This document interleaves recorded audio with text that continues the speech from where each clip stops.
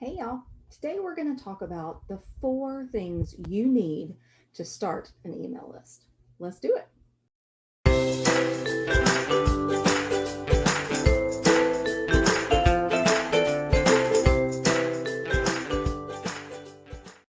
Okay, so you need an email list, right? It's the one way that we can ensure that our messages get in front of the people in our audience. We can't ensure that on social media. We can't ensure that on billboards and newspapers, but we can ensure that in email marketing. So that's why it's so important to have an email list. So there are 4 things that you need to start an email list. And the first thing is you need something to entice them, something to lure them in. We call them lead magnets for a very good reason.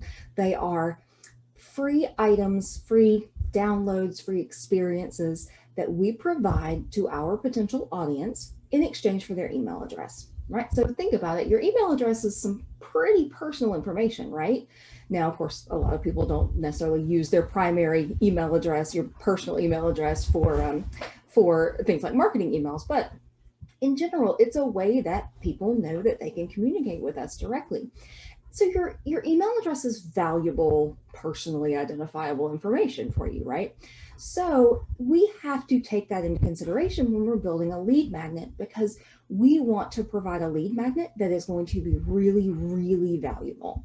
So there's a lot of stuff out there that, well, it just isn't valuable. It may be a lead magnet, but it may not be an equal tit for tat sort of exchange for an email address. So when you're creating your lead magnet, and we're going to talk about what those lead magnets can be in a minute, think about one problem that your audience is having. Just one problem, and not like a huge problem, like a smallish problem, and how you can solve that problem. So let's say that you're a writer like me, a copywriter, and one of the big issues that people come to me with is they tell themselves that they don't have any idea what to write about in their emails, right?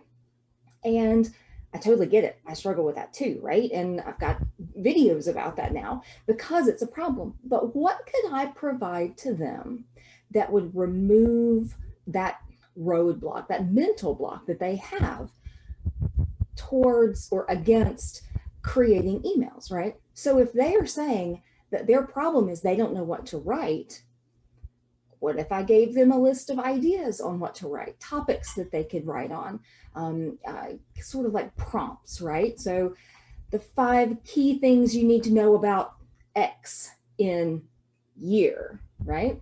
Those are really pretty evergreen sort of prompts, but even just having those ideas there can make a huge difference, right?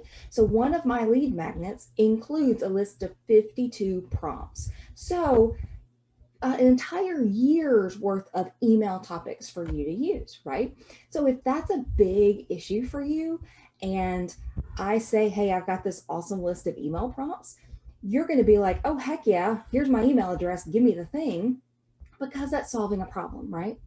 Now, a lot of people think lead magnet or freebie, a lot of people call them a freebie, they think that they have to be like a PDF, like a digital product, right? So like a checklist or an ebook or a guide of some sort, right? And those are great. I love using those as lead magnets, but there are a lot of other lead magnet ideas out there. You could do a free video series. You could do a webinar as technically a lead magnet, right? A workshop, a free master class as a lead magnet. Other things you could use as lead magnets are things like quizzes. You know, the internet loves them some quizzes. So create a quiz and then collect their email address so you can send them the results. Those can work great. Other ideas, things like free summits that they can attend, even a newsletter. I've seen people with good results offer on their website, subscribe to my newsletter, right? And that newsletter is the promise that you're going to deliver something to them every week. And that becomes that lead magnet, that thing that attracts the person that is coming to you and has a problem that you can help them solve, right? So think about the problem that you can help them solve quickly, easily, not, world hunger, but, how to get, a meal today, and make a lead magnet from that in whatever format makes sense for you. So that is going to be the thing that attracts your audience, the thing that entices your audience, right? But once we've enticed that audience, what do we do with those emails? Where are we going to put them? Where do we store them so that we can then use them to communicate with our audience? Well, technically, there are, some manual ways you could do it. You could keep a notebook, of all your email addresses. You could create within your personal email, you could create a contact list, or something like that within Gmail or whatever you use. But the easiest way is going to be to use an email service provider. And there are a ton of them out there. And I've got other videos on the best ones out there. I'm a little bit biased, but hey, who isn't when it comes to email service providers? We all have our favorites. But what an email service provider will allow you to do is a number of things, right? One, it's going to store the emails from your list. Two, it's going to allow you to email them. And three, and this is something that people don't always associate with email service providers, it can create or allow you to create a form through which you can collect those emails, right? And those first names. Always get first names when you're collecting emails for an opt-in for a lead magnet. And I'll tell you why in a different video. But make sure that when you are choosing an email service provider, it's one that allows you to create a lot of people will call them landing pages. And literally it is a page on which you land. You put in your email address and your name and you hit submit, and then you receive whatever that lead magnet is, right? But you need that form. And there are a lot of different ways. If you're a WordPress person, you can create that form on your website. That's totally fine. You can create it in a funnel software. You can create it in a lot of different applications. But the point is, it needs to be funneling those emails into your email service provider so you can then communicate with those people later, okay? So we have to entice them, but then we have to capture their data. And that's one of those things that people don't always think about. So make sure that you have a plan for capturing their data. My favorite email service providers are ActiveCampaign, and in terms of like a paid provider, and MailerLite is my favorite free provider. I'll say this, I like MailChimp from an interface perspective, from a user experience perspective. I like working in MailChimp. What I don't like is none of my emails can get out of the promotions folder and into the inbox with MailChimp. So that's why I don't recommend MailChimp to my customers. I do recommend MailerLite because I have better results with MailerLite and email deliverability. So if you're looking for a free option, check out MailerLite for sure. Now, once we have captured their information, we've got to give them the thing that we promised them, right? So most likely, if it's some sort of digital product, you're going to email them. Hey, you have their email address. Now's the time to email them, right? So you're going to email them and you're going to deliver the link to that product or to that video series or whatever it is, right? Maybe it's information on how to register or how to access summit recordings or whatever, right? You're going to have to deliver that. And that's, again, where your email service provider comes in, right? Technically, you could manage that process manually, and every time somebody sends you an email or maybe like DMs you with their email, you could send them the lead magnet, but please don't do that. That's really hard. And there's some great free and very low cost options for email service providers that you can use. Okay. So promise me you won't do this manually. Okay. Thanks. All right. So we need to deliver that thing, right? And that's one of the reasons that your lead magnet needs to be something that you create once and can get to people over and over, right? So a bad lead magnet idea, or at least in my opinion, a bad lead magnet idea is like a free 15-minute consultation call. That's a lot of work for you. And there's only one of you. So that's probably not something that you're going to be able to sustain to grow your list to the size that you probably want to grow your list, right? Imagine having, 100 people sign up on your list this week and you're like, yay, except that now you have 100 15-minute phone calls that you have to do. That's not cool, right? So we want to be able to deliver this thing multiple times without, creating something new every single time, right? So we will store that document. Let's say it's a document, let's say it's a PDF. We'll store it somewhere on like Google Drive. You can store in some email service providers, you can store documents within them, and the link will be within the provider. Especially a lot of all-in-one solutions like Kartra and Kajabi and Ontraport have that option. You could, if it's a video, you could put it on YouTube and you could unlist it so that people wouldn't find it on your channel. They would have to have that link to go to it. Same thing you could do with Vimeo. You could create a page on your website that is has a video embedded, and you just don't show that in your navigation and you don't make it searchable and that kind of thing. But you've got to get them the information. One thing I will say is that I see people who they'll have their opt-in page and you'll put in your email address and your name, and then they'll take you to the thank you page, and that has the download on it, or that has the video on it, or whatever. That's great. That's immediate gratification, right? And we like that. But I always make sure I send them an email as well, because once they close out of that tab, that opportunity is gone. It can't get it back, right? And we want them to be able to go back to our lead magnet as often as they want, right? So always send them an email with the link to your item or your video series or whatever, as well as displaying it on your thank you page if you so desire. Now, finally, we've delivered this thing to them, right?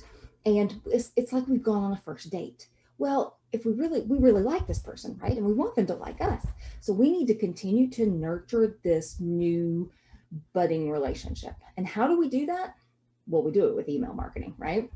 With email marketing, one of the things that we want to do is establish and then grow that know, like, and trust factor. Marketers talk about that all the time. Sometimes you hear it called the KLT or LKT. But your know, like, and trust factor is going to give you that sense of reliability, of authority, of personality. It gives them a chance to see really who you are, so they can decide if they want to do business with you, right?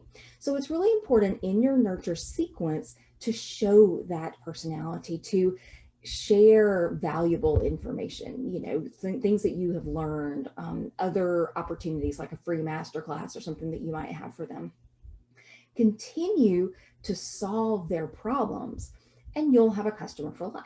And that's really what we want, right? Like, we want somebody who is going to, every time we offer a new service, or every time we offer a new like digital product or a course, they're right there with their credit cards, right? Here we go. Yes, I know this is going to be amazing. And so here you go. I don't even care what it costs. I don't care what it's called, right? That's the goal.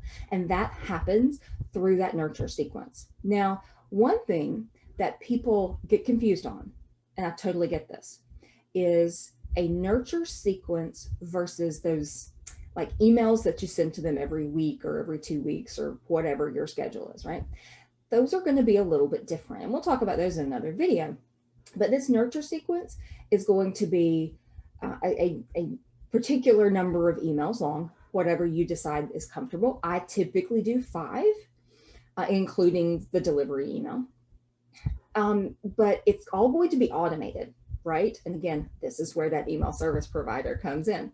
So once they get that email, that initial delivery email with their download in it, then the next day or maybe the day after, you're going to have that automation set up to send them the second email. And then another day or 2 will pass, and then the third, and then the fourth, and then the fifth, right? And then that's usually after that nurture sequence is when I drop them into my primary list of people who get my weekly emails, right? So your weekly emails are different than this nurture sequence, because every sequence has to have some sort of goal. So a sales sequence is going to have the goal of making the sale, right? A book a call sequence has a goal of booking a call. So your nurture sequence may have a goal of getting them to join your Facebook group, right? Or maybe it is to book a call, which is a perfectly fine call to action at the end of your nurture sequence. Maybe it's to buy one of your low ticket products. Maybe it's to attend a masterclass. There are a lot of different things that you can use as your call to action for your nurture sequence, but you need to have one. You don't need to introduce it until the last email or two, but you need to have a purpose and something that you're calling them to do at the end of that sequence. Okay, so let's go over those. Number one, to building an email list, you've got to have something to entice them, some sort of lead magnet, freebie, opt-in. You'll hear it called a lot of different things, but what it is something that solves a problem for your ideal customer, right? And if they could implement that and see their problem solved, like you're a hero in their book, right? So that's going to be awesome. Number two, you've got to have a way to capture that information when they give you their email address and their name. So some sort of landing page software, it could be in something like ClickFunnels or FGFunnels or Lead Pages, something like that. It could be in Kartra or Kajabi, or it could be within your email service provider software. Most of them have some sort of landing page functionality that probably not fancy, but you can at least put your logo up there and, you know, and put the little form in there so you can capture their name and email. And the nice thing about that is it goes straight into your email list exactly where you tell it to go. So once we've captured that information, we've got to deliver that lead magnet to them, usually through email. I always deliver through email, even if I do something additional, like on a thank you page. So we've got to have something to deliver that email. And then we've got to nurture them. We've got to start building that relationship. We've got to send them flowers. We've got to share a mixtape, right? I don't think people still do mixtapes. We got to share a Spotify playlist, but anything that can help them get to know you, get to know your business, get to know what you do so that they feel more connected to you, right? So you've got to have that nurture sequence, and it has to be automated or you're going to drive yourself crazy, right? Let's not do that. All right. So those are your 4 steps to building an email list. Now, I know that sounds like a lot, and that's totally normal to be overwhelmed. We'll dig more into all of these at some point in the next few weeks, but just know that starting your email list does not have to be expensive, because you can do it with free software. It doesn't have to be overwhelming, because when you break it down into the 4 steps, it's really not, it may not be simple. Wait, it may not be easy, but it's simple. Yeah, there we go. It's simple. It may not be easy, but it's simple. And it doesn't have to be this burden that you're carrying around going, oh, I know I need to start my email list. Oh, if I had an email list, I could send this to them. Oh, whatever, you know? So if you haven't started your email list, do it. Follow these steps. I'll put some links in the description on for some different email service providers that I like, that I use all the time, and just start collecting those email addresses. You will be so glad next week, next month, next year that you did. All right, y'all, I'm out of here. See you next time.